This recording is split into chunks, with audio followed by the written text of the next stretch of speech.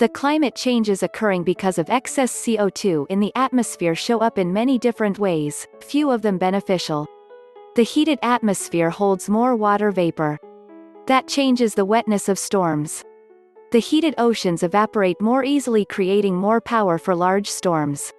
The latent heat of evaporation is released when the water vapor condenses or freezes high in the atmosphere, releasing the latent heat of fusion when it freezes. That energy powers the storm. The average storm now is larger in diameter than it was 50 years ago. The larger storms sweep hot equatorial air to high latitudes, even polar regions. It is not historically normal for the poles to have storms. The miles of ice and snow accumulated a few inches a year for many thousands of years. Some storms everywhere are more powerful on average. There are large numbers of tropical storms and an unprecedented number of Category 5 storms among them. Large storms disrupt the normal polar vortex of dense frigid air that is caused by the Earth's rotation. The polar vortex would normally keep the polar region dry and frigid, but when it gets upset it wiggles and drives dense cold air deep into the continents, while tropical air is sucked toward the pole. So we might get a late frost in the spring or an early frost in the fall. The time between the spring and fall killing frosts is the number of days in a growing season. A growing season shortened by 10 days can cause crop devastation. The perturbations of the polar vortex are random and therefore unpredictable. That produces chaotic weather. That makes planting of crops difficult.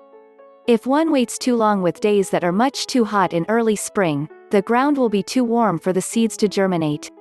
If the planting is too early, a late frost might kill the plants. But if a wet cold spring happens, a late planting can be killed before harvest in early fall. The heated oceans make storms wetter, causing flooding more than the historic norm. The heated land masses dry out faster and normal weather circulation is changed. Dry areas suffer extreme drought, while a few hundred miles away there is much too much rain. The strong winds and temperature differential between hot dry and cold wet air masses spin up more tornadoes. The wildfires are made much worse by global warming.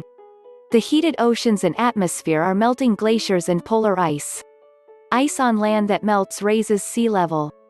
Ice-capped mountains that used to provide flowing rivers and groundwater all through summer months, now spill off their water too early in the spring, leaving continents parched.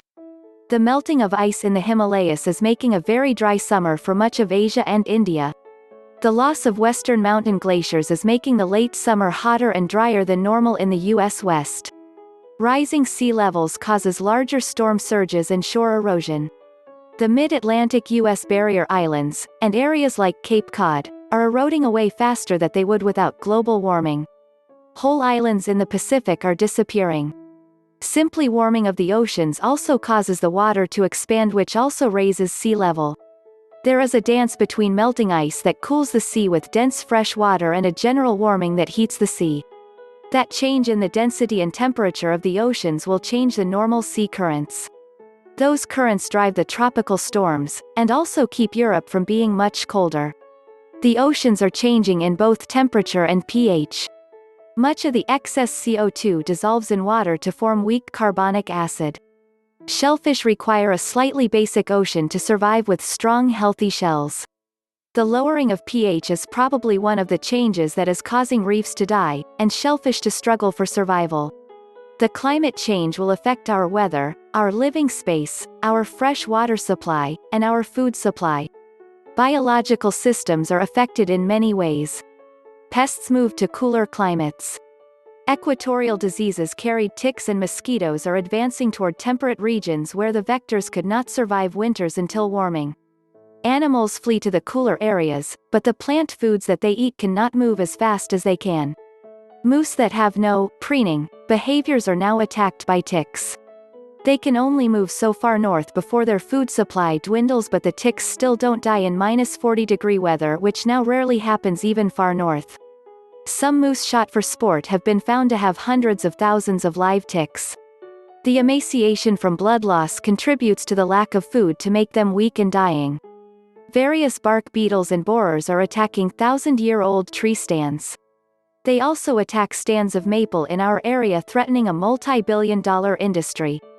Most would not survive 3 to 5 days of severe weather, But for decades we have not been getting a week of deep cold most years.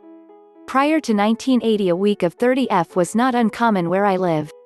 Now it does not happen.